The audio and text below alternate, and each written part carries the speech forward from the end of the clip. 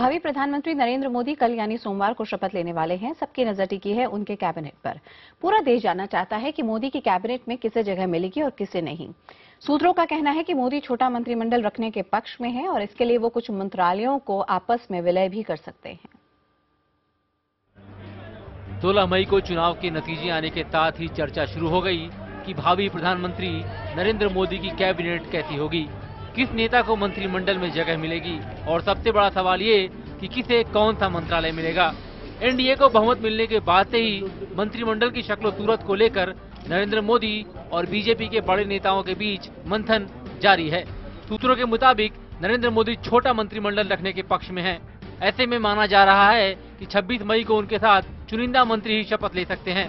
सूत्रों के मुताबिक राजनाथ सिंह, अरुण जेटली, नितिन गडकरी, सुषमा स्वराज, अरुण शौरी, रविशंकर प्रसाद, राजीव प्रताप रूडी और अनंत कुमार जैसे नेता 26 मई को मोदी के साथ शपथ ले सकते हैं। साथ ही एनडीए के सहयोगी दल जैसे टीडीपी, शिरोमणि अकाली दल और एलजेपी को भी कैबिनेट में जगह मिल सकती है। सूत्रों का कहना है कि जरूरत पड़ी तो कुछ महीनों बाद मंत्रिमंडल का विस्तार भी किया जा सकता है।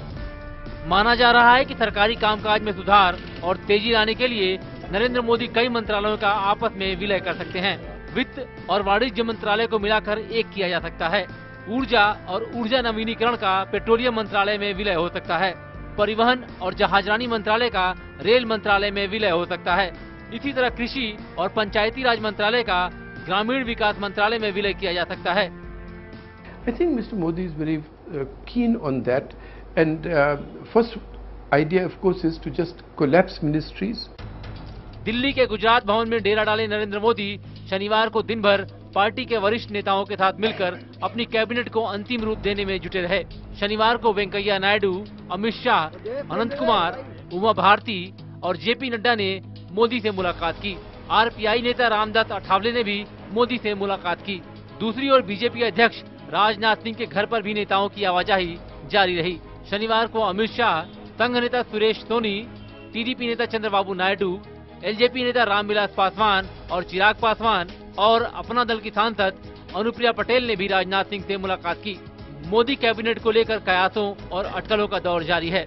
देखना ये होगा कि 26 मई को इनमें से कितनी सही साबित होती हैं। Bureau report, IBN 7। और गुजरात भवन से जुड़ रहे हैं हमारे संवाददाता विक्रांत यादव और राजनाथ सिंह के घर के बाहर मौजूद हैं संवाददाता एहतशाम खान। विक्रांत, पहले आप पर आना चाहेंगे और जानना चाहेंगे कि इस वक्त की ताजा डेवलपमेंट्स क्या हैं।